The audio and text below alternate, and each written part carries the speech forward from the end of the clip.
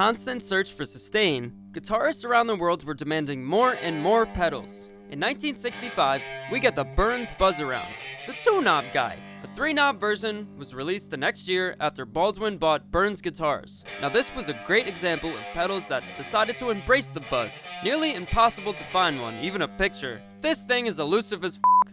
Good luck learning more about that one.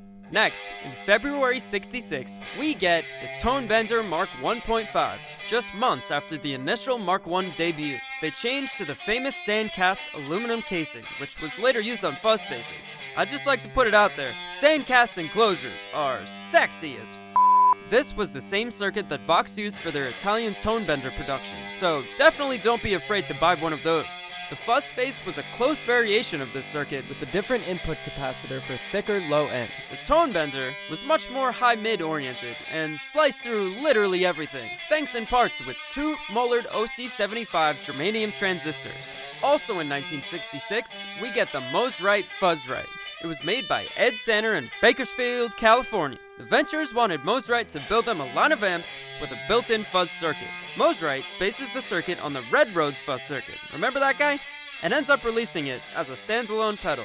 On the first run, 250 pieces were produced. Sales were slow at first, and they just sat on shelves collecting dust until a somewhat popular band on the Atco label changed everything. The band was called Iron Butterfly. The song that changed the Fuzzrite's popularity was called In-A-Gadda-Da-Vida, or, if you're sober, In the Garden of Eden.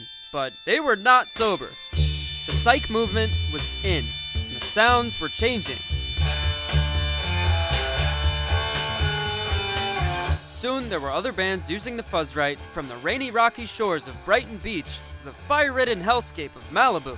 From the Animals to the Ventures. Everybody had to have that new crazy sound.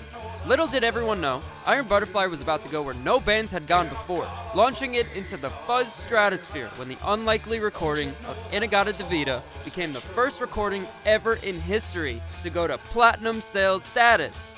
And, just so happened, you could see the fuzz box on the LP cover of this recording. Free marketing! Suddenly, sales for Ed's Fuzz went through the f***ing roof, and no dust was collecting on the shelves once lined with Fuzzrites. It was a walk-off grand slam. Since then, everyone from Jimi Hendrix to Buck Owens was heard using Ed's Fuzz design on popular recordings and also live performances. The Fuzzrite circuit can also be found in the ZB Custom Fuzz and the Rosac New Fuzz. Early versions used germanium, like the one that Iron Butterfly used on their 68-track In-A-Gadda-Da-Vida. The Fuzzrite was later redesigned with silicon and remade as the famous Foxy Lady Fuzz, which evolved into the Big Muff. Isn't that something? Don't you know that always the truth?